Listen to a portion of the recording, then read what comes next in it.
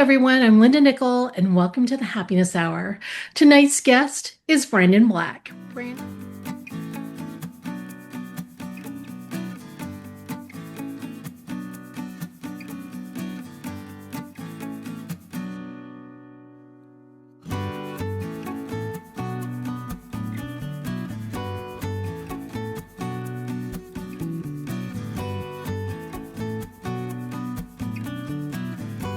Brandon is a landscape and nightscape photographer from Alabama who has a gift for finding beauty in both the familiar and the extraordinary. His images take us from dramatic landscapes in fleeting storm light to quiet nights beneath a dark sky full of stars, where the Milky Way often becomes part of the story. With a blend of technical skill, patience, and an artistic eye, Brandon creates photographs that invite us to slow down, look a little longer, and experience the wonder of the natural world, day or night. In tonight's presentation, Beyond the Camera, How to Create Better Landscape Photographs. But in this presentation, Brandon's going to invite us to look beyond camera settings and explore the creative side of landscape photography. He'll share his thought process behind creating successful photographs, from planning and patience to composition, and the importance of waiting for the right moment. You can connect with him through his socials at linktree.ee/blacklion.photography. And if you're on Instagram, you can find him at blacklion_photography_. I'm going to make sure that I link those to the video below to make it just a little easier for you guys to find them. With that, welcome back to the Happiness Hour, Brandon. Thank you very much for having me back. So quick, I said you're from Alabama. I don't know if that's true. I knew of you because you were in Texas at some point. So I don't know if you're where you're from, but I know that's where you're sitting tonight. So what's the story? Yes, I've bounced around a little bit, spent a lot of time in Virginia, moved to Texas for almost 8 years. It was in San Antonio, which is kind of what got me started into night photography and Big Bend. And then actually 5 years ago this month, I moved to Alabama. Okay. Wow. Five Five years ago? years. 5 years. Wow. I know. So you've been on my radar for since 2018 because your Big Ben photos floated through my feed because I'm based in Austin, so I've lived in Texas all my life. But I kind of follow and stalk a bunch of Texas photographers, and that your Big Ben photos slipped through. And then I thought, oh, this kid is just down the street because I'm in Austin, you were in San Antonio at the time. And then Yeah. right as I was starting up the happiness hour, you'd moved. And I was like, wait a minute, he's no longer in Texas. But I'm glad that you're back, that you come back Yes. often and do the drive to Big Bend. Oh, It's a flight now, but oh, is it? Okay. yes. Oh yeah, I fly that it's a 14-hour drive to San Antonio from here, if I'm lucky, plus an extra 6.5 to Big Bend. So yeah, I'm not driving 20 hours. As I say, that makes sense. All right. Well, let me let you get started. Feel free to fill in the gaps if I missed something you want to share Okay, about your background. sure. Otherwise, the screen is yours. Thank you, ma'am. I will click here and share. And I appreciate you saying kid. Uh, 45 years, almost 46 years young kid. Ah, But I'll take it. you're, So, you're a puppy, buddy. You are a puppy. All so we're right. seeing the screen. Everything's good. Everything looks great. Thank you. All right, absolutely. All right, y'all. We'll get this thing started. As Linda said, this presentation tonight is called Beyond the Camera, and we're how to create better landscape photographs. And it's not about finding beautiful places, but it's about learning to see beautiful photographs. And so we're kind of going to go through this presentation tonight. It's a four-part presentation, and we're going to go through about what it is and what I mean by seeing beautiful photographs and how do we create those. Um, so real quick, just a little bit about me, if this works. Hey, there we go. So I'm a landscape nightscape photographer, as Linda mentioned. Started my I guess, real photography journey as a professional in late 2015. Was kind of looking for that creative outlet and a reason to spend more time outdoors, enjoy hiking, seeing nature, getting out. And, growing up as a young adult, I always had a camera with me, just taking photographs, but never did anything with them, just sat on my computer. And so, started taking photographs more seriously, and working with a friend of mine who was into night photography, who took me out into Enchanted Rock State Park for the first time, and that was my first real experience seeing the Milky Way, and it kind of just set me off on this adventure, and that's where we are today. So that's 11 years ago this started. So it's been a wild ride. It's gotten me to places like this, talking to you all tonight, which is really awesome. It's kind of one of the big parts of this, as Linda mentioned earlier, is I do workshops, but I love to teach. I do it in my real job, 9 to 5.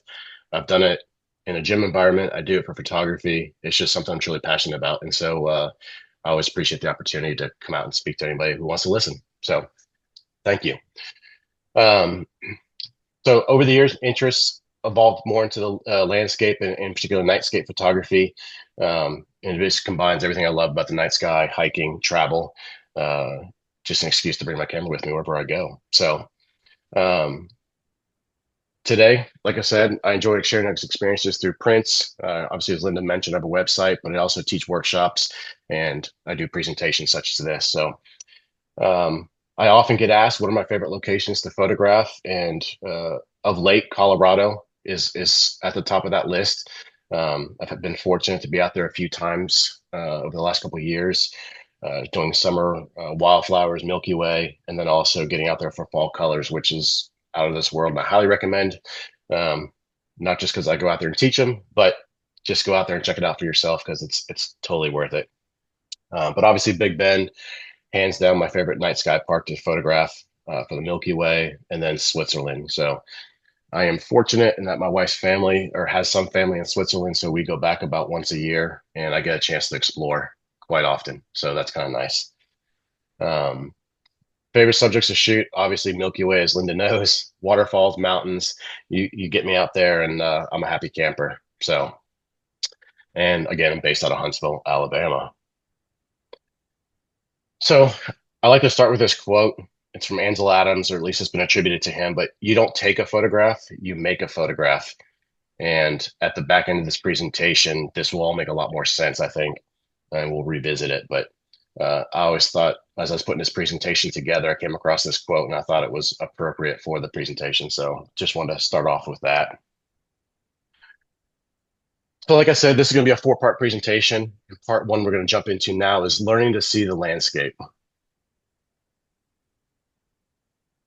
And so this starts off with that audience participation here, but we'll work through some chats, and Linda, feel free to speak up whenever. But the first question is, what makes this image successful? And so there's a variety of answers I'm sure you can give, and if anybody wants to raise a hand or make a comment, feel free, and I'll happy to hear what your thoughts are. Um, I'll pause briefly here just in case.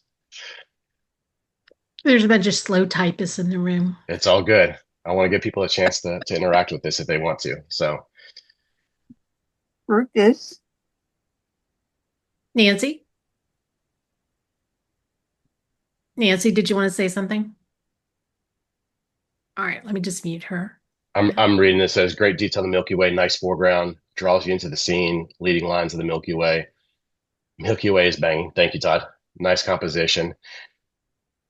So to an extent, you all are correct, right? Like, that is, you guys as photographers are picking out what draws you into it, what's making this image successful. And you're right. It is a lot of those things, but it's also a lot of planning, patience, the composition, as someone mentioned, light.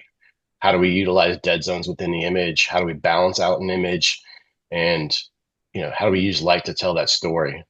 So in this case in particular, there's a lot of scouting, and we'll talk about this a little bit later, but there's a lot of scouting ahead of time, especially when it comes to night photography, learning where you need to be, where's your camera need to be set up, where's the Milky Way going to be, what time of month, what time of year do I need to be there, what's the weather, how do I make this image make sense? And so in this particular case, I want to make sure I use this ocotillo bush to kill this dead zone over here and fill in this gap below the Milky Way that would offset the hoodoos on the right side of the image. So you kind of create some landscape balance. And then obviously the star of the show is going to be that Milky Way arching into the hoodoos and disappearing behind it. Um, and then it's the use of dodging and burning to highlight that foreground a little bit where there's natural light to bring those details to draw the viewer into it to see the landscape and bring you up through the background, which is the Milky Way. So that's where that is. But so again, it's a lot of it is how you think as a photographer. You know, how do we look at this and what are we trying to accomplish when we take a photograph? So I always like to say any great landscape photograph starts well before you press the shutter. And that goes hands down for anything you're trying to photograph. It's the goal here is that we want to train ourselves to see. And how do we do that, right? We all see the same landscape. We can all put our tripod down and take the same photograph, but having the vision of what you're trying to, what do you want the viewer to see? What's the story you're trying to tell? And how do you go about doing that with not only your framing, your composition, any leading lines, but also your editing on the background of things, right? And so um, it's not necessarily about recording a scene by snapping that photograph. It's about interpreting it. How did it make you feel? What's the story that made you stop, put your camera down, and actually take that photograph in the first place? And so that's what you're trying to relay to the viewer of the image. So we want to learn how to see the landscape.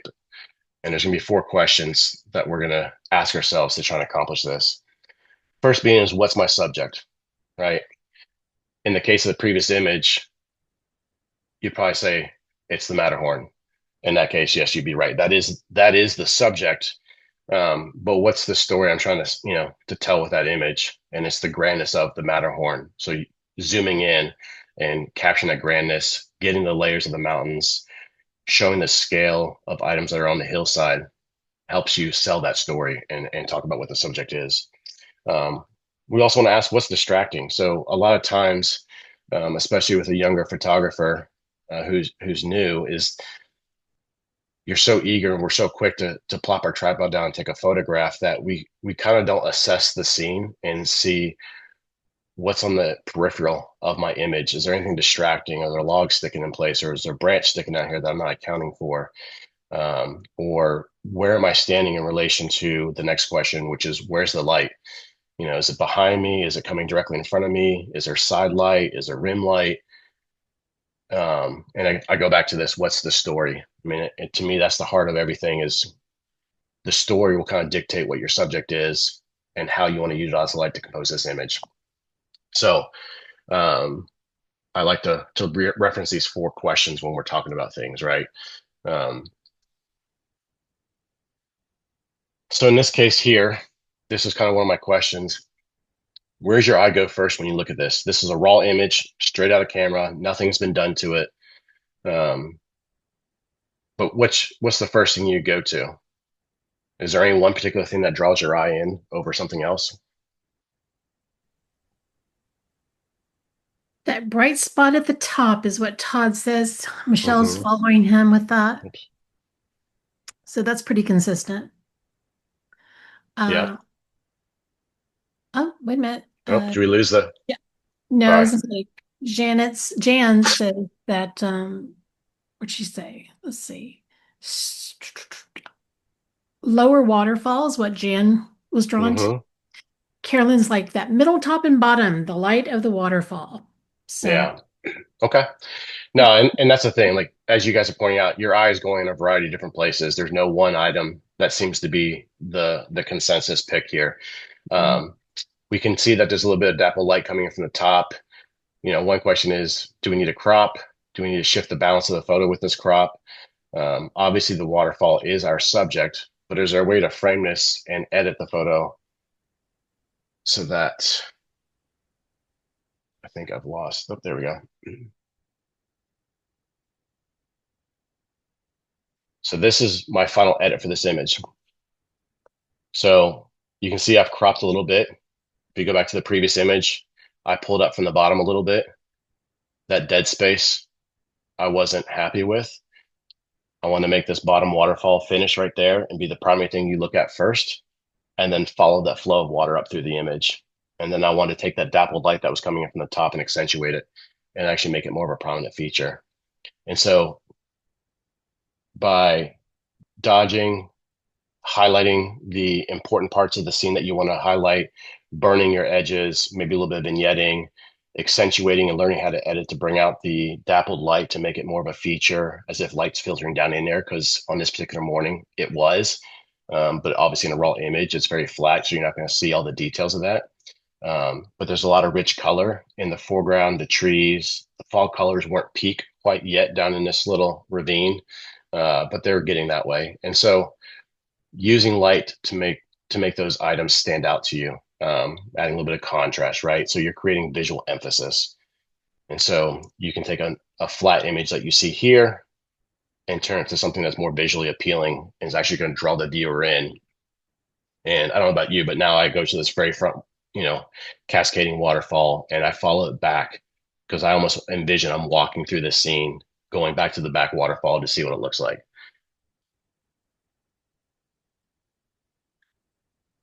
So here's a side-by-side comparison. Raw image on your left, and then my final edit on the right. And, the simple question is, well, what changed? And, obviously we can say there's contrast, there's color, maybe there's a little bit of cropping, any distractions that may have been removed, but then there's brightness. That's probably the more overwhelming portion of this.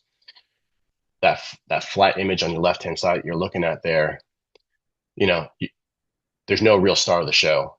The back waterfall is a little bit larger, so maybe that draws you in more. But this right waterfall, the water cascading over that rock out front, that flat rock, also draws your eye in as a viewer. And so my thought process of setting up for this is I want the viewer's eye to kind of start in that bottom right corner, work its way back diagonally to that rear waterfall, and then up through that dappled light that was coming in through the canopy above. And so by darkening my edges, picking the right focal length that maximizes what I'm trying to accomplish, using your editing to add the contrast, bring that pop of color, you know, dodge, burn your foreground to basically accentuate this rear waterfall back here. And so now that waterfall in the background is your star. And so I like to say that editing doesn't create this photo. It just basically helps clarify what's already there. And so I'm basically leading my viewer through this. I'm telling you where I want you to go on this visual journey. And my editing and my thought process to begin with when taking the photograph is kind of what's leading you there. So next slide here is we're going to go through this. What I like to say is slow down. And I've talked about this already, and I hit on this with any new photographer or someone who's, fairly new is don't just show up to a location, especially if you've never been there before, and set your tripod down and put your camera on. Because once you do, it's like concrete. You're anchored in, you're not going to move. And so this location in particular, play this little short video. I believe we have some Washington folks here in the crowd may know this location, but I probably spent 20 minutes walking around just trying to get a feel for what all's here because there's a lot to shoot and looking at different compositions, what's working, what's the vision, and how do I want to frame this for my viewer. And so, a lot of different test shots, a lot of walking around. Uh, Oftentimes, I'll walk around with my camera in hand or my cell phone camera app open, and I'm just looking at different framing and figuring out will this composition work and does it tell the story? If there's something that interests me, why is it? What drew me to that spot, and how can I actually capture the photograph and do it justice? So, I always like to say, slow down, take your time, especially at a new location. Don't just immediately start taking pictures, walk around and check out some different compositions and see how they work. And because a lot of times you'll show up to one location, you'll sit your tripod down, you photograph, and you're like, wow, I really love that photograph. And then you pack up to leave or walk down the trail and you turn around or look somewhere else. And you're like, wow, this one's actually better. Well, if you just taken the time initially to do that, you would have found that ahead of time. So I always like to say, slow down, take your time, and figure out where you want to be. Oops, sorry about that. Another thing I like to tell people when you're seeing the landscape and you're trying to figure out, what is my image? What am I trying to tell? What's the story? Is think with your feet. Small movements and when you're framing a shot matter instead of zooming, right? It's very easy to pick your tripod up, walk a little bit forward, maybe go backward, go higher, go lower, left, right. Uh, you know, look at different perspectives to see how it frames out. And sometimes moving is a far better option than just zooming from your current location. Um, in this particular case here, you're looking at the mule deers at a Big Bend National Park. It's a night sky image, but I actually moved closer and dropped down a little bit to a lower viewpoint in order to create separation from overlapping objects and improve my foreground. You'll see later on in this presentation, there's a lot of distraction in that midground. And by dropping lower and moving a little bit closer to those two large rocks in the foreground, I eliminated a lot of that foreground or midground distraction rather. And so that just helped make a more solid composition. It allowed me to tell the story of Mule Deer's Milky Way a little bit better than as if I had been higher up and a little bit further back and had that distracting midground. So that's part of seeing an image, removing distractions is, you know, we want to tell the stories to the viewer and how we're determining what that's going to be. And so I'm at the first viewer of the image. So what's distracting to me? And so I try to spend a lot of time thinking about that when you're framing a composition is this may look good, but is there something better? And that goes back to taking your time and showing some patience. Don't just set your tripod down, walk around a little bit and scout some different options.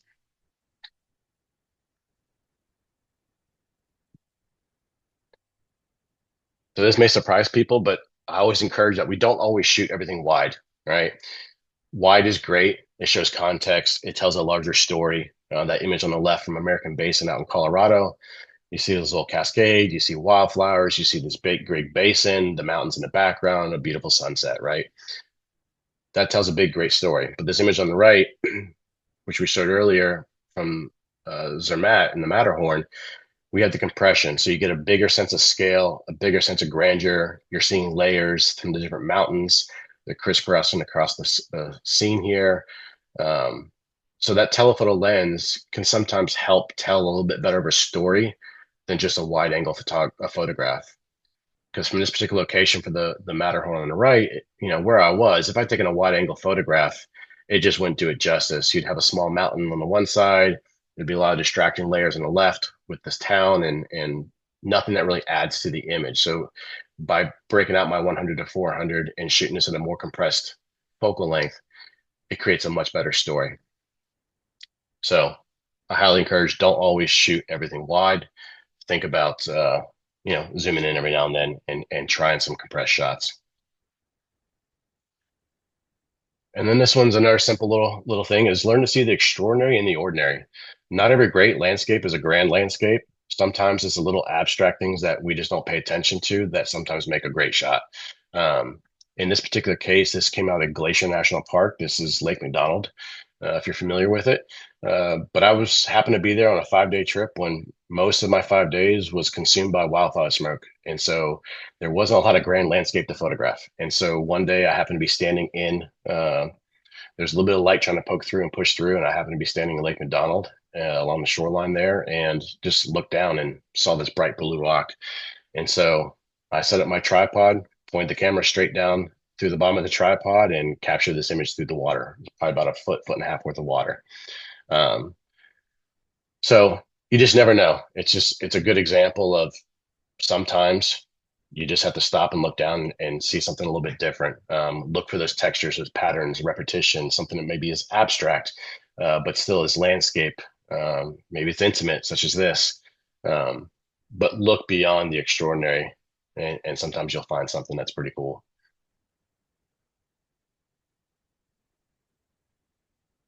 So to finish out part one here, I always like to say, don't ask like, how do I photograph this place when you show up there? It's what's the place trying to say, right? Like, what's the story I'm trying to convey to someone when I capture an image? Um, and so, this as we go through these photographs and when I show up on a location and you know, it's not how do I photograph this place? It's what's this place trying to say and how do I convey that in my imagery? And so hopefully I'm able to do that. So part two of this presentation is going to be light is everything. And it truly is. So I like to refer this to as light is the paintbrush of landscape photography, right? You think of a painter, any great painter, their use of light in their painting is kind of what makes the image, right? It makes it believable, gives it the 3D aspect to it. It draws the viewer in. Any great painting will do that. And so it's their use of light. And so as photographers, when we capture an image, we have to do the same thing. And so we have to be very aware of, what's the light doing? Where is it coming from? How can I utilize it to highlight the story I'm trying to tell? Um, and so good light can take any ordinary landscape into something extraordinary depending on it. So we want to learn how we control it, how to learn to recognize it or anticipate it.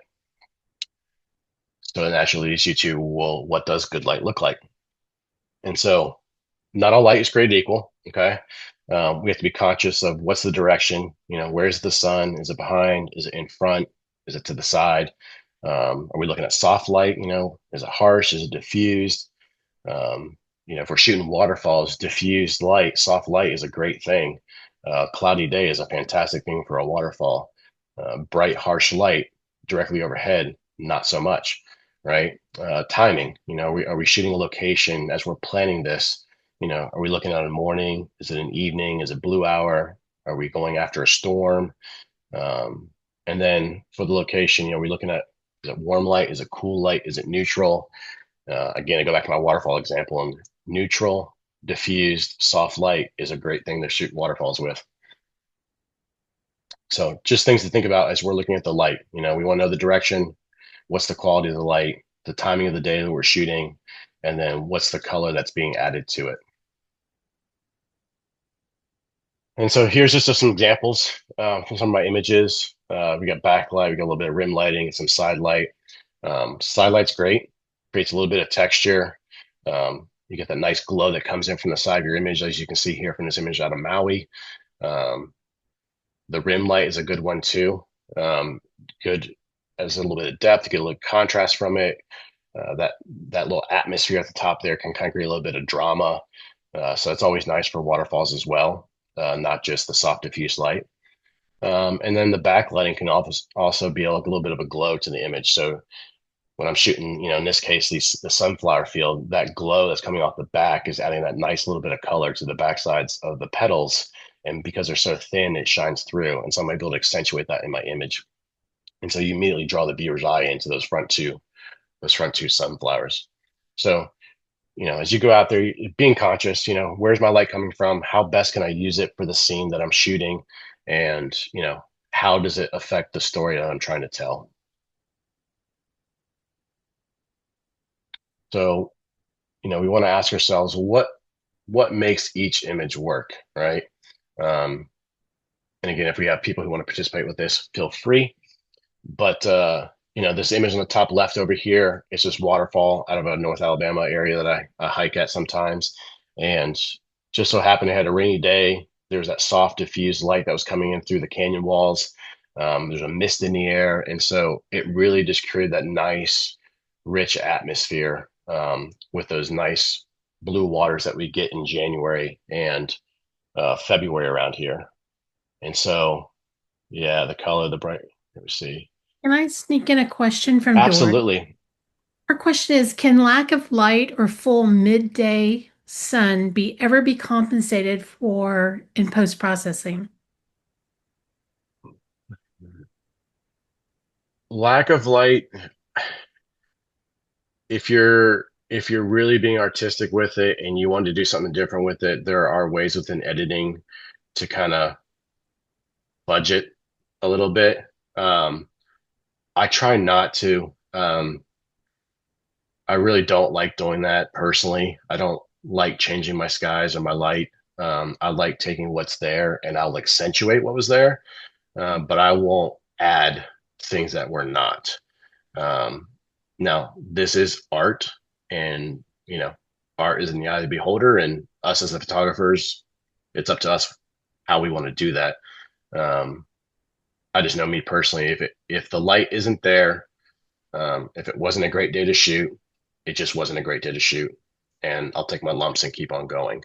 And what was the second half of that question, Oh, Linda? let me go back to Sorry. her. No, I I mean, toggled, so let me look real quick. Um,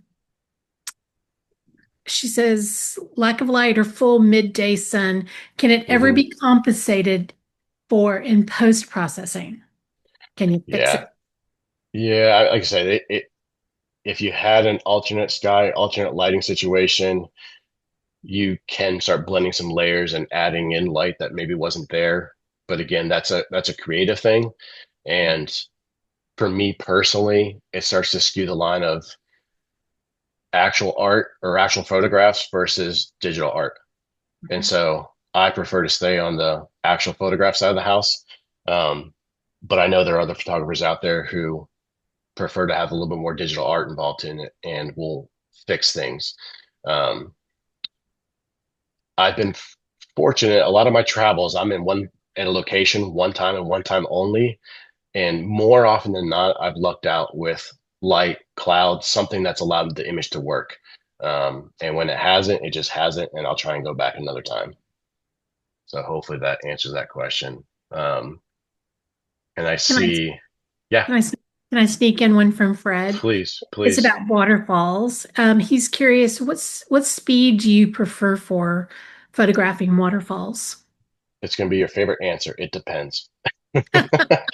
Um, no, I say that jokingly because anytime anybody asks me that question, that's my answer because it depends on, am I shooting in a bright sunny day? Is it cloudy and overcast? Bright sunny day, I need a faster shutter speed to compensate for how much light's coming into the scene, or I have to use your neutral density filters to try and compensate. But if the water is moving extremely fast, you almost need a little bit of a shorter shutter speed, maybe tenth of a second, fifth of a second to a half a second, because you get, in my opinion, you get to the point where the flow of the water is too milky smooth, and you've lost some of the texture of that flow. But obviously, if you have a slow moving stream or slow moving waterfall, then you need a longer shutter speed to create more of that milky, soft flowing effect. Um, so every waterfall is a little bit different. Every location is going to be different, and unfortunately I can't give you a direct answer, Fred, but I always tell people, I was like, start with a half second, um, and adjust from there, because you can decide what looks good to you. Do you want more flow? Do you want more depth to the image? Do you want to show more of that violent water flow? If that's the case, then you need a shorter shutter speed so you can see some of that movement. So I always suggest start around half a second and then go up or down from there based on your scene and what story you're trying to tell with your image. Hopefully that helps you, Fred. Okay, thank you. Absolutely. All right. So again, the middle image here is out of Hawaii. It's sunrise right after a storm. So a little bit of a shorter shutter speed here, but so you get a little bit of water, but you can see the violence, a little bit more the energy of the water crashing into the rocks at the shoreline. And then you can see the rain in the background. So it's just a nice, you're using that backlit light to light up those clouds and the horizon a little bit, and then also the rocks in the foreground. And so you create that nice atmosphere with that stormy event. Um, the one over here on the right with the railroad to the bridge into the foggy abyss. Um, I lucked out this morning. It just happened to be a foggy sunrise morning. And this location, if you saw it in a bright sunshiny day, you would not look twice at it. It would never even occur to you. I just happened to drive over the tracks this morning and saw the fog and with that bridge and the trees. And I thought it was pretty cool. So I stopped and captured that one. But the fog and that light is what really made this image. So again, it's learning how to utilize the light that's given to you and how to capture an image. And then bottom left here, this is out of the Telluride area, Mount Wilson Peak in the background. Um, I like the side light that was coming here. It was just after a storm, so you're getting a little bit of the mountains getting that soft light, and that nice juxtaposition here of the green on the left with the yellow on the right, I thought was kind of cool. This is more of a landscape image, so part of the image on the right's cut off, but you get the idea here. So utilizing that light, that nice V juxtaposition of green on the left, yellow on the right, with this little shack out in the middle of this field, with that soft light in the background, the mountains coming from the side, I thought was great. So again, it's using light to your advantage here.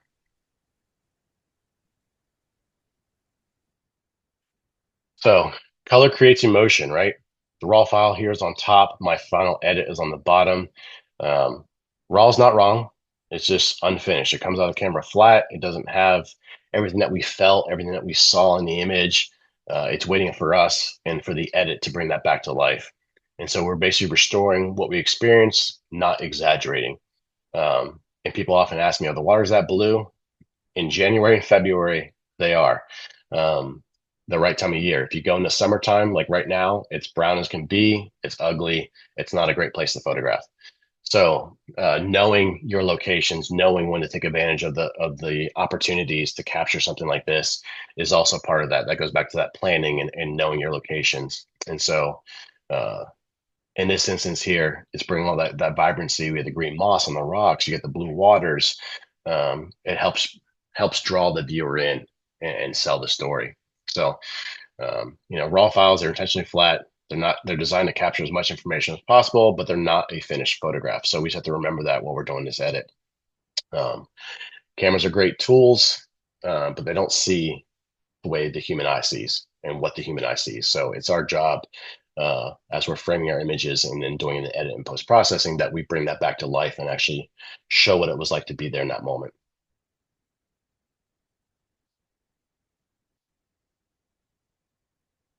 So great photographs happen when preparation meets opportunity. So in this case here, I don't know if my Washington folks will recognize this location. I captured this back in June and I about died. I was not in shape, not prepared for this hike. I just knew a friend of mine said, "Hey, if we're going for a hike, we should probably check this place out. It might be good for your photographs." And I said yes without really thinking about it. Did a little quick research. No, not Picture Lake. It is out towards Snoqualmie Lake area, a little bit east, out 90. So anyway, so this hike, it's Gem Lake, and Snow Lake is the first lake you come to. This was almost 11 miles out and back. I swear it went up a mountain both ways through 3 feet of snow, based on the way my body felt the next day. But I knew from doing my research, using my applications such as PhotoPills and Planet Pro, that the Milky Way would align with Gem Lake in this location if I could just get myself there to capture it. And so checking the weather forecast, they weren't looking the best. I wasn't sure if I'd actually get the clear skies. Um, but roll the dice, decided to go with it anyway. I was only in the area for a few weeks and didn't want to miss an opportunity to get out and shoot. And so trekked out on this hike, but you know, a lot of planning with my two applications to figure out, if I get in this particular spot, will this actually work for my vision, which is the top right image with the Milky Way over Gem Lake. And so I knew it would, just had to get there. We were a little slow on our hike, unfortunately, and so I missed sunset. That bottom right image is the closest thing to sunset. The clouds actually did clear out for us, as you can see, and so sunset was a bit of a dud. But blue hour, this image on the left, was amazing. And the wind died down, the lake cleared out, and then the stars came out to play. And so, if I hadn't planned this, if I hadn't, done my research and knew that I was in the right time of the month, close to new moon, I just come out of Big Bend for a workshop. So I knew at the time I had about a week and a half of opportunity to get out and shoot this night sky. And so any chance you can capture the night sky with a potential reflection on a lake is, especially those alpine lakes, is just an amazing opportunity. So I took it. And so I was fortunate to,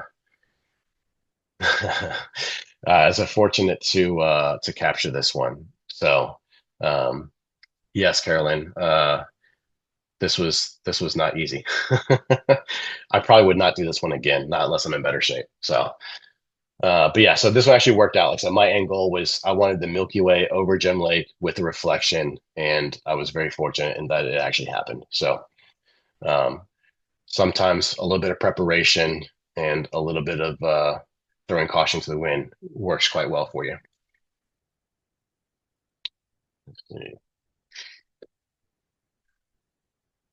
So this image here is a little bit of a reminder that sometimes landscape photography is very much a lesson in patience. This was the opening slide of my presentation. If anyone's not familiar, this is Maroon Bells, Colorado. It's about 25 minutes outside of Aspen. Um, this was a shot that was a challenging shoot because of the conditions. You can see there's a light dusting of snow in the mountains up there on the Maroon Bells themselves. We got some pretty much peak fall color happening.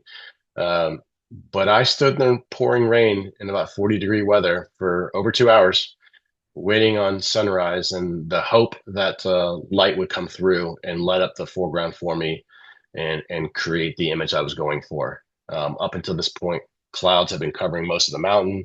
You couldn't see the peaks. There was no light popping through the clouds. Sunrise came and went. I'm soaking wet. I'm cold. Uh, a lot of other photographers that were out there just gave up and left. And so, it'd have been easy for me to do the same thing, but part of it was just a little bit of perseverance to say, I'm here. I've committed to the shot. I know what I'm hoping for. I know the light should break through the clouds. I just have to be patient and wait it out. And fortunately, I was given that brief few minutes of the light coming through. Clouds broke on the peaks just enough for me to see them, and that light was really amplifying the bright aspens, the golden color of the aspen. So um, again, it's a lesson in patience here, right? And we'll talk more about that later.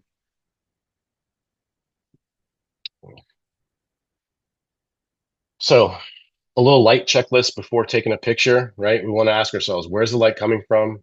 We talked about this. Is it soft or harsh? Is it changing? Will it be better in a few minutes? Will it improve? Um, or do I need to shoot now? And so, if this was 20, 25 years ago and we were shooting on film, that you may want to wait. You may want to wait till it improves and watch it as it changes for that right perfect moment because film was expensive. Nowadays with digital, we're very fortunate in that we can take as many photographs as we want, and I highly encourage it. So I would say snap away, but be cognizant of, is the light changing? Is it going to get better? Is it actually going to tell a better story for me here shortly if I just wait this out? Um, and so just things to think about as we're capturing our landscape images is be very conscious of the light. So this here is a different take on that waterfall picture we had before out of Colorado. But every photograph here should answer one question. And we've talked about this but what do I want somebody to notice first, right? How am I leading them through my image? And so a lot of people will think that composition is about following the rules and simply arranging the scene so the viewer naturally looks where you want them to. And sometimes following the rules does work. Um, you know, Leading lines, framing, foregrounds, negative space, they all support that goal. Um, but you, as the photographer, as you're framing your image, you want to be thinking, how am I guiding someone's eye? Where do I want them to go first? And where do I want them how do I want that flow through an image to take place? Right. So for this image in particular, those first few cascades right there on the right. Um, thank you, Donna. So these first few images, first few little cascades on the right, like that immediately draws your attention. You're seeing some fall leaves stuck on the rocks. You're seeing that nice flow, and then you slowly meander through the background to the bigger waterfall out through the top, right? But immediately your eye goes to these front ones, and I want them to be a big focal point. So I'm down low, I'm closer to them in the water, and trying to make them a little bit of a bigger presence in the image. And that's why they take up almost half the image is so that's where your eye naturally goes. So again, it's what do I want you to notice?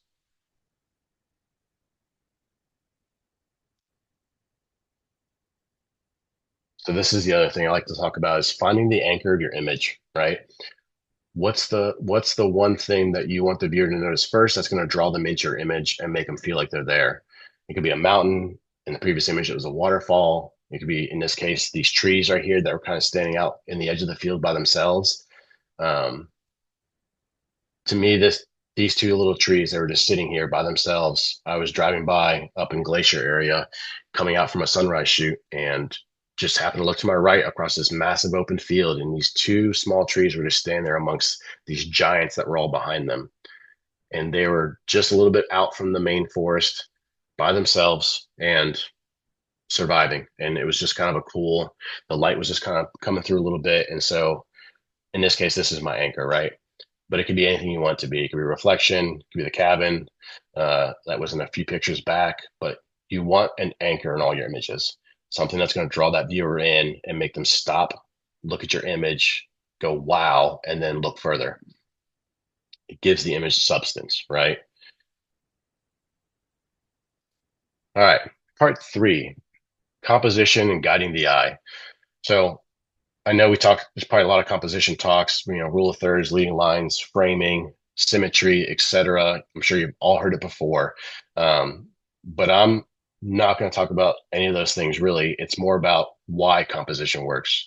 And again, it goes back to controlling where the viewer looks.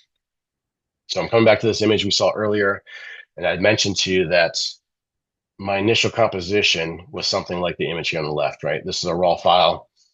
But you can see that midground, the white rock and stuff on the left-hand side there is distracting, right? It naturally, as a viewer, I'm looking there before I even look at mule ears. And this is a blue hour image. For my previous talks, I talked about blending the night sky with a blue hour image, which is what I do for a lot of my night photography. And so I'm out capturing blue hour after sunset in hopes of getting the night sky to come in with this later. And so as I'm setting up, taking different test shots and I'm moving around, I'm getting up, down, left, right. I just realized that I don't like this composition because there's too much distraction, right? So how do I get rid of it? I move closer to the rocks a little bit and I drop down. And by dropping down, that bright areas on the left-hand side have disappeared. And now you can see that I've actually changed my focal length as well. I'm more zoomed in. And so even though there's a few bright spots in that midground, they're nowhere near as distracting. They're part of my leading you through the foreground of the image and taking you back to the mule ears in the background. And so to me, the image on the right is far more compelling, far stronger in a composition, and actually accomplishes what I'm trying to do, which is I want you to see the landscape. I want you to see mule ears and then see the Milky Way, right? This one on the left-hand side, if I'd used it, it just wouldn't have worked well. So sometimes simplifying is a very powerful compositional tool and removing distractions for people. A lot of times creating depth in an image and giving a viewer somewhere to go, as we lead them through our image really helps. In this case, I'm using wildflowers. I'm within inches of these wildflowers and I'm making them a huge focal point in the foreground of my image because I want you to see them first. I want you to see the bright light hitting them, how pretty they are, how vibrant they are. And then you're naturally going to lead through the back of the image to see Mount Sneffels in the background, which is our middle, and ultimately in the background, which is our night sky. Okay. So I'm creating this visual path through my image by having a solid foreground, a midground, and then a true background that brings the viewer through. And this can be accomplished with flowers like I did in this case, but you can use rocks, streams, trees. There's really anything. It's up to your imagination with whatever location you're on as to how you do this. But that's the goal with this is you want to create a visual path through your imagery. And all of this happens as I'm setting up and I'm walking through a location for the first time or the second time or the 10th time is how can I tell a story here? And especially if I've been there before, it's how can I tell a different story than I've told previously, right? Because locations have more than one story to tell. It's just a matter of how we capture it. So creating that visual story path is key. Some examples here. On the left is just a natural beach scene, but I'm creating that diagonal left to right, bottom left to almost, mid-ground. Thank you, Carolyn. Appreciate it. Creating that natural path of where the light in your eyes is going to walk along that shoreline, right? And so the image here in the middle, obviously I'm staying in the middle of a road. I'm very low to the ground. Your eye naturally sees the double yellow line, and you're going to follow the road into the middle of the image, which is our mountains, our midground, and then the background is the Milky Way, right? The image here on the right is another waterfall we have here in North Alabama, but that light was coming through the canopy, dropping through and creating that nice, you got a nice arching area of the waterfall here. And so I'm using that to wrap around from left to right in my image and kind of create a flow, starting from the middle, working its way back. Bottom right, this is Texas. For anybody who's familiar with Willow City, the famous fence line with all the boots. We got some snow back in 2021, if anyone remembers. And so I went out with a friend of mine, and you know, I hadn't really seen snow in the hill country. So we went out to photograph some places, but I use this boot as a solid foreground element. It draws you in. This picture at full size has a lot of rich detail in that leather, the good color. So you automatically see that boot, and then your eye slowly drifts to the background where you have that tree standing by itself with the windmill next to it. But again, it's creating that visual path where I want you as a viewer, I want you to see that boot first. It's prominent, takes up half the image, and then I want you to see what the rest of the image holds. This waterfall image we've spoken about, but obviously that the first two cascades down at the bottom there is what draws the viewer eye in first, and then you filter your way back through the image based on how I'm dodging and burning and using vignetting to lead the viewer's eye. The image here with the beach and the tree, this one can go either way. You can go to the reflection first, or you can go to the tree itself. But this is some amazing driftwood out in the Georgia coast. And thank you, sir. Appreciate it, Joe. But it's on the Georgia coast. And so just split it down the middle, use the reflection and the tree. It speaks for itself. But again, you know, it gives you as the photographer, I don't personally care if you go to the reflection first or the tree. They're both strong pull points, and it balances the image out. And then this other image on the left is Balanced Rock. If you've been out to Big Bend, you should be familiar with this one. This was captured earlier this year at a workshop, and it was a different perspective. I climbed up onto a higher rock to get a more elevated view of Balanced Rock itself, and I'm using those leading lines on the rock in front of me, the striations in the rock, and I've used some dodging and burning to accentuate them so that you see that it leads you into the Balanced Rock itself, and then up into the Milky Way. And again, a lot of this is planning ahead of time, knowing where the Milky Way is going to be, using my applications, and you know, taking it through that process of planning and what story I'm trying to tell.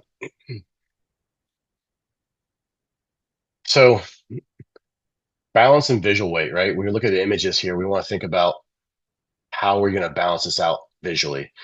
This is a raw image. This is a reflection of the Matterhorn up in Switzerland.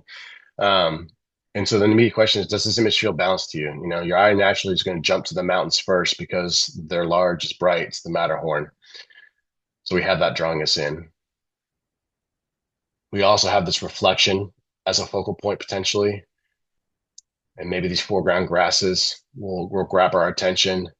And then we have the sky in the back. It was a bluebird day. Does not make for a great photograph for a color image. So I immediately knew I was going to turn this into a black and white, which is what I did. But by using that middle ground of the lake right there to have the reflection on the bottom, the mountain itself on top, I create that balance visually to come to this final image here. And so, again, a little bit of vignetting, some dodging and burning. I've made the Matterhorn the brightest thing in my image, and so it sticks out, right? It's just a subtle reinforcement of the balance that's already there, and knowing ahead of time, like, this is the image I'm trying to capture, and how am I going to do that, right? What's my edit going to look like? And having that ability to think about what your edit is going to be, or how you plan on editing in post later on. We talked about a little bit about this before, but wide is not always better. All right. Sometimes zooming in tells a much better story. You get compression, you have patterns, you know, sometimes it's mountain layers, as you see here on the left, or sometimes it's simple as, you know, these aspens on the right-hand side here. there's a whole forest among them. There's brush on the ground, but those three, 4 or 5 trees right there are kind of just standing out in the middle by themselves, living life. And so I wanted to zoom in and capture that with that sunlight coming in just slightly behind them, but overhead, lighting it up a little bit. Um, and I just like that image. Like I said, the light is coming in from behind the mountain behind it. So the green trees in the background haven't hit the sunlight yet, or the sunlight has not hit them. And so it's only these little aspens out in front that are actually getting that really nice light and being backlit so a little bit. So I want to capture that. But again, if I was using a wide angle lens, you're not seeing this. You're seeing all the noise and clutter and everything else that's in this grand landscape. Same thing goes for here on the left, famous location in the San Juan Mountains of Mullis Pass. And so, you're getting a little bit of the sunset coming out here, a little bit of last light of the day hitting those peaks in the background, some really nice rich fall color, using the V of those trees in the foreground right there to frame out the cabin. And that kind of mimics the V in the mountains that are in the background, multiple layers of the green coming down into the peaks, and then also in the back where the sunlight's hitting. So creating those patterns, a visual path through your image, be thinking about that as you're setting up your shot.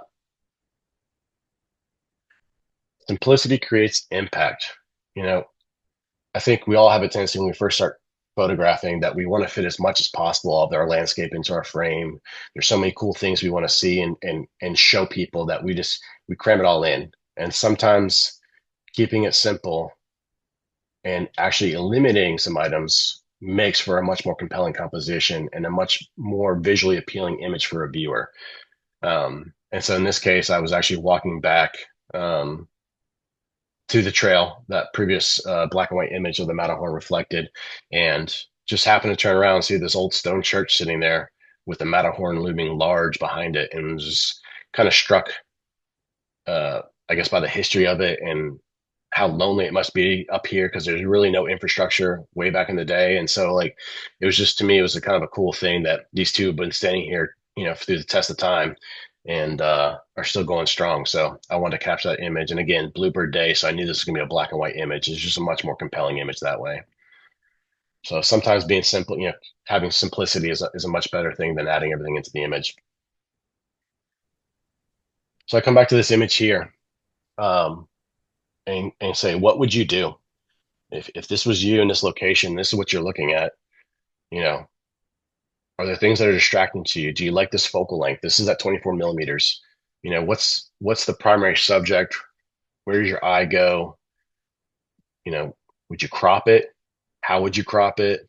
Is there too much in frame here? Do I have too much dead space? There's a lot going on. And so in my finished image, which is here, I end up moving up probably 5 or 6 feet more forward and a slightly higher elevation point, and went to 35 millimeters. Now, by doing so, I eliminated the distraction and dead space in the bottom left. I still kept this slight little cascade over this flat rock in the bottom right, but I've made it less of a prominent focal point, but I still want you to see it because it is visually appealing. With this nice light coming in through the canopy, we got the green moss hanging off the limbs in the upper left-hand corner there, which I thought was really cool. I feel like 35 just framed this better, and by moving forward a little bit more, it actually created a much more compelling composition. And by raising my tripod, because I was actually pretty low initially, you could see more of that blue glacial water that's coming through there, which I thought was really nice. And so I wanted to make sure I was able to capture that. So just slightly moving, not being stuck in my current position, a slightly different focal length, a slightly different crop. Like, these are all little decisions that you make along the way as you're framing your image.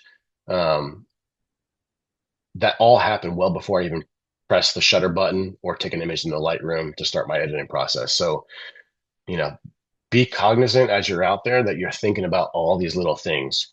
I know it can seem like a lot when you're doing this, but in the end, it's well worth it if you can have a much more compelling image and bring the viewer along on the journey you want them to see. So part 4, this is going to be a little bit of storytelling. This is the last section of this presentation here for you guys. But it's a little bit behind the photography for me. And so, We've talked about this, but every photograph is the result of a lot of small decisions made long before you press the shutter button, right?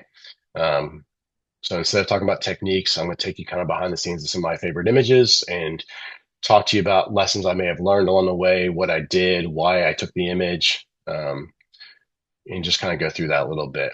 So we'll hit this one real quick. We've already talked about it, but patience is the biggest one here, right? You take all the time to scout a location, go to it, you've planned it, you know, you sat through 2 hours of pouring rain and 40-degree weather, you're cold, you're wet, you're just ready to go get some breakfast. Sometimes if you wait it out, Mother Nature will reward you. Especially at a beautiful scene like this, it's always worth waiting it out. So um, trust your forecast. Sometimes great photographs happen, or belong to people who wait the longest. So, like I said, this day there's probably 30 or 40 photographers, and more than half of them disappeared before this ever happened. So, sometimes being patient is the way to be. This one here is don't quit early. We talked about the image itself, but on this particular morning, I had a 3:30 a.m. wake up call to go through my different transportation modes to get up to the top of the mountain in order to capture the Matterhorn at sunrise was my original plan. All morning long, the clouds were socked in. It was raining off and on. And for the longest time, you could not see any of the mountains anywhere. So when I arrived on location, I was getting rained on and was walking around looking for something to photograph and just decided I'm here. I've made the journey. I'll just hike the trail and see what I can see. And the clouds finally broke. We get a little bit of glow from the sun finally hitting the mountains, and all the clouds disappeared, and I could finally capture some images, and was fortunate enough to come away with a couple that I really really liked, including this reflection of the Matterhorn up there. So a lot of times it's don't quit early. You've made the effort. You might as well just see it out. This one here is planning creates opportunity, right? We can go to any dark sky location to take photographs of the Milky Way, but if we don't have the right moon phase, if we're not in the right season of the Milky Way core, if we're not timing the time of day correctly for the month that we're in, if you're not in the right dark sky location, if you're not using your apps to plan and actually to do all the things that you scout during the daytime, which is always a huge one, preparation and planning is a huge part of landscape photography, and more so for nightscape photography or landscape nightscape photography. And so, lesson here is luck favors the prepared photographer. Okay, so definitely encourage that you plan, whether it be weather, you're planning out your night sky, whatever the case may be, is spend that time to plan, and usually you're going to be rewarded. This lesson is slow down, right? So I know hustle and bustle of life. We're all in a hurry all the time. There's always places to go, things to see, people to talk to, whatever it is. But sometimes getting out in nature and just slowing down, taking your time, digesting a busy scene and figure out what works, what's distracting, what do I want to remove, how's the water flowing, you know, what's the story I'm trying to tell. Take your time, figure out what comps you like, move around, find your foreground. Um, because I always like to tell people the first composition you find is usually or rarely your best. So slow down, take your time, enjoy yourself. That's the whole reason we're out there is to enjoy nature. The photograph is just the icing on the cake that we could take home with us. For my Washington people, a little Mount Rainier for you at sunrise. This lesson here is called Be Flexible. I went out to Mount Rainier this morning with every bit of intention to shooting the Milky Way over Mount Rainier. Did my planning, saw what was going to line up. I knew where I needed to be. I had my maps all out. I was ready to go. I checked the park website. Nothing about road closures. Got up early at 2 a.m. Drove the 2 hours to Mount Rainier National Park, and at about 3:30 in the morning, I hit a road closed sign and could not get to where I need to go to shoot the Milky Way. And so what I do, I had to pivot. I'd already done some planning ahead of time. I knew some sunrise locations within the park that would potentially have good opportunities. I did not plan to shoot sunrise whatsoever, so I hadn't even checked the weather, but I'm here. So I pivoted, tried to be flexible, like the lesson says, and went to plan B. And ended up being blessed with this beautiful sunrise at Reflections Lake or Reflection Lakes. Whoops, go back the other way. There we go. And yeah, so sometimes being flexible, if your original plan doesn't work out, pivot, make a plan B, or have a plan B in your background, or in your head that you can pivot to. This one here is called Keep Looking. Um, Obviously, I went out for an intention of shooting the Matterhorn, of course, but this image was not on my books. Didn't know this church existed.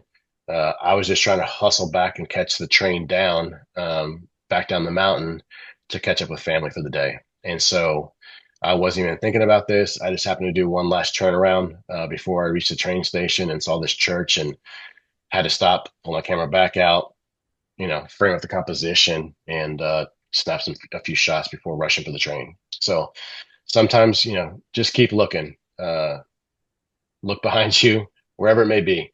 You never know when you're going to find your next, great shot. So this here, and I'll show you the final image in a second. This was a cell phone shot captured by Mike, Linda, and that's me on the point over there with a friend of mine, and we're shooting sunset there in the San Juans and Deb's Meadows down below. This area is what was mostly burned up by the gold mine or the Gold Mountain wildfire recently. But this hike wouldn't have happened if I hadn't said yes to questionable ideas from friends. I say this in jest, half joking, tongue in cheek, but our friend has suggested we hike to the top of this peak. There was no trail. There is no trail.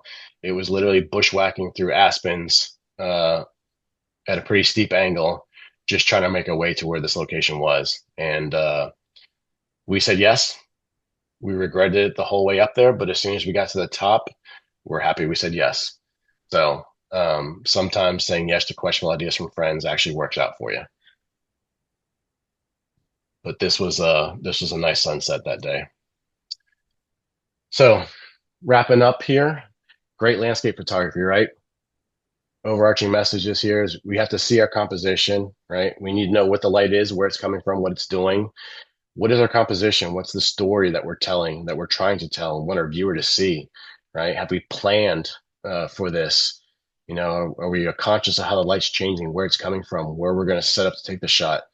And then having persistence and patience to actually execute, right? And actually capture those images and then seeing them through the editing process. So, you know, there's dozens of thoughtful decisions that go into a great image, many of which happen well before you actually snap the shutter button.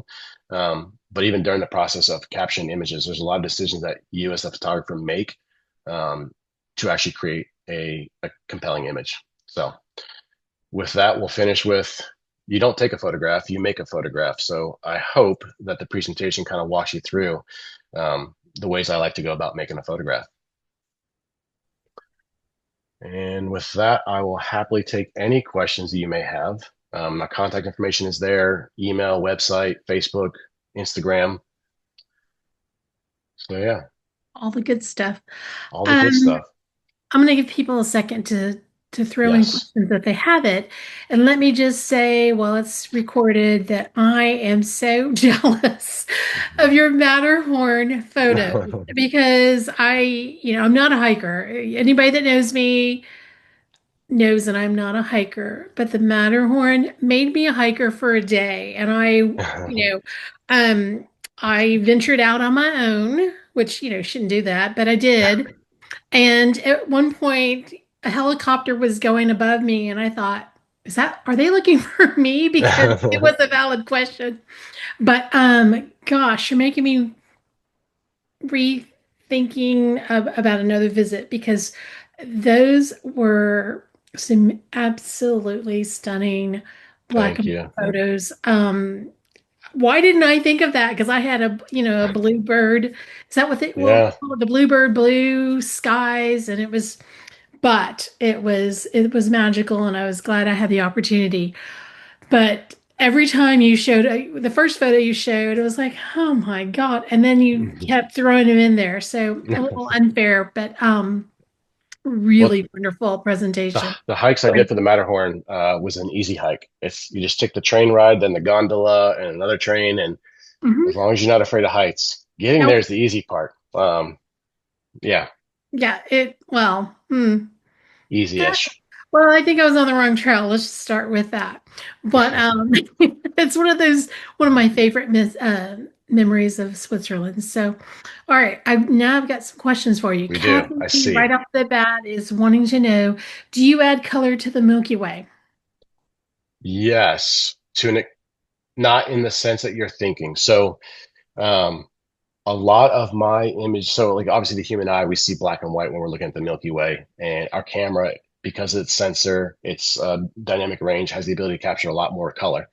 And depending where you're shooting, atmospheric conditions, no two nights of photographing the Milky Way are ever the same. And so you'll be hard pressed to find two Milky Way images that look exactly the same. And so the camera is picking up a lot of the detail and the information is in the sky. Um, and I am amplifying and bringing it back out in the editing process because it comes out flat. And I'm not just taking one long exposure. The vast majority of my images are 36 shots that are taken back to back of the night sky, or they're tracked images, which are usually 90 seconds, 2 minutes, if not more. And so your camera is receiving a lot of critical information, a lot of light, a lot of color, and then we're using software to blend all this together to create a much more sharp image, much more colorful image. And then it's just the editing that enhances what's there. So um, some nights you're getting a lot more greens, some nights you get some reds. It really just depends on the atmosphere and how dark your skies truly are. Okay. Hopefully that answers for you. Um, I think so. If not, Kathy, just Yes. jump in there, But I please. do enhance because there's nebulosity, there are colors that are actually there. I do add color in that regard. Um, because I want the viewer to see it, right? It's there. I think Kathy just said that's what I'm answering. So uh, in some of the images, there's some nebulosity. I don't have, if I go in my presentation, there was one, but um, there is that one image. You're seeing some of that nebulosity there, and that is there. I'm just enhancing a little bit to bring it out so it's more visible to the viewer. Okay. Todd's question is, what tracker are you using now? I currently use the Move Shoot Move Nomad. Say that one more time. Move Shoot Move Nomad. Okay, thank you. hmm Uh, I see Donna. yeah, Donna's Uh, got a question in here about Z- yeah, are you mostly shooting with prime lenses or are you using zoom? Zoom. I own three lenses. I have a 14 to 24 2.8. That's my primary. Any of the wildflower stuff you see up close or my night skies, they're taken with that one. I have a 24 to 105 f4. That is probably 95% of my landscapes are photographed with that lens. And then I have a 100 to 400 Sigma that I utilize as well for those telephoto shots. Okay. All right, Brandon, I want to thank you for coming again and sharing what you know and sharing your beautiful portfolio. Um, Before I let you go, I'm gonna repeat what Janet said. To Yes, I just saw. Yeah.